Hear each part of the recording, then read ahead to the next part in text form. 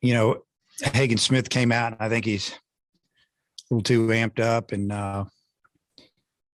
just really struggled with his command, and stuff was really good. Velocity was really good. But, getting out of that first inning after walking 3 in 1 inning, you only give up 1 run. That was big. And, we felt like that, our offense was clicking and we'd have a good night. But, if we'd have been down 3 or 4 runs after 1, it gets a little difficult, a lot of momentum in the other dugout. But after that, I thought he did a tremendous job of just throwing strikes. And after after one of the innings, we scored 4 runs, he came out and got them out real fast. And, we could tell that, there was a lot of frustration, probably on the other side. And, we just kept chipping away, fouling off pitches, walking, getting hit by pitches, and then got a couple of big hits. Wallace's big hit through the shift, hit it hard, scored a couple runs, and, just kept building up that lead, which gave us an opportunity to save some of our, guys that we use maybe in the back of games, which was really good. So it was important for Gabe Starch and Elijah Tress to come in there late, pound the strike zone, and not really give up much. And, Gabe gave up 2 unearned runs as far as I know. And then, obviously Elijah coming in there and throwing 7 pitches, getting 3 outs was really nice. So, good win for us on a Saturday night, won the series. But like I told the players, we still got another game to play. We need to stay focused. And you kind of touched on it in your opening there, but both starters walked the bases loaded with 1 out in the first couple innings. Y'all capitalized on it. How big was that kind of setting the tone for the rest of the game? Well, it was real big. I mean, we were, we were a little nervous. We have freshmen out there playing Mississippi State and pitching against Mississippi State. And I didn't feel like the moment was too big for them. I just, I was just hoping to get out of there with 1 or 2 runs and not 4. And, one big swing away and they hit one off the wall, and they're rolling, and they didn't get it, and felt fortunate there. And, that on the other end of it, we got a couple big hits, and, Gregory scoring on the wild pitch. I mean, there's a lot of things that added up there, some good base running and guys going the other way, just not trying to do too much. And you think about the 4th inning, we had 2 on, no out. Next thing you got, I don't know, we hit into a double play, and then Brady hits a breaking ball in the roof, in right field. And that was a huge swing at the time. And I'm not going to say it was a backbreaker, but it sure slowed down any momentum that they were looking to get by getting out of that inning. So proud of those guys. They got 4 home runs, 12 total runs. Did you feel like a night like this was coming for your offense?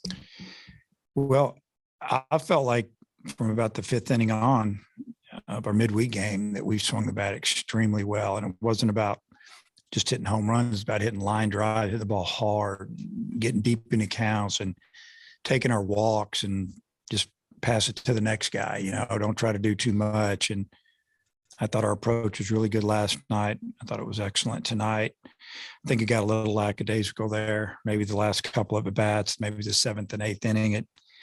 I didn't see the focus that I'd seen, but they still hit a couple balls pretty good. How pleased have you been with how your lineup attacked the starting pitchers the last 2 nights, in the 2nd inning in particular? How do I feel about it? I feel great about it. I felt like when they saw a pitch that they were going to swing at, they swung with some intent. And, you got to love that. Always going to hit the ball solid. You're not going to get a hit every time. But, man, you can have some intent when you get a pitch to hit. And I thought we did that. But at the same time, I thought we were patient, and we laid off some borderline pitches when it was early in the count. And then, a few at-bats in there, they just kept fouling balls off and getting to the next pitch, because it was a pitcher's type pitch and tough to hit. So that was a good night. And then you said before the game that you thought Brady was about to have a breakout game at some point soon. What made you feel that way, and what were your thoughts on how he played for you tonight? Well, he kept a good attitude, and you just kind of realize, hey, okay, I'm down here. I'm as low as I've been in a long time as a hitter. I'm gonna build myself back up, and the coaches worked with them. He came in early, stayed late, hitting, working on things, and just decided not to start him yesterday, just to kind of let him really watch, more than anything. And excuse me, this cold's going about 3.5 weeks now. And I just, and then his batting practice. I mean, yesterday was really good. And then today was good. Going the other way, he only overswung once tonight to me. And that's when the at bat after the home run. And I think there was a pitching change made.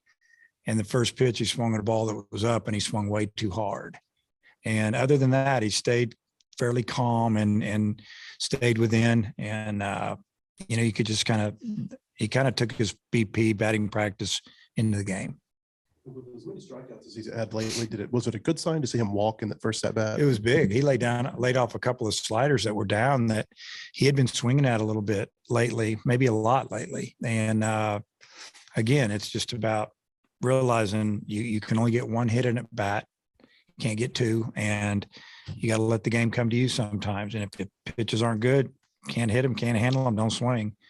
Obviously, hitters are going to get fooled every now and then, and that's called pitching. That's what those guys do. But, I thought his approach was really good tonight. You mentioned a couple of unearned runs. What did you see from Starks in the couple innings he had? Well, his velocity was good. He's throwing like a little cutter slider type pitch that I think he felt like that he had command of it. And he pitched inside a little bit. He jammed him, got a couple of,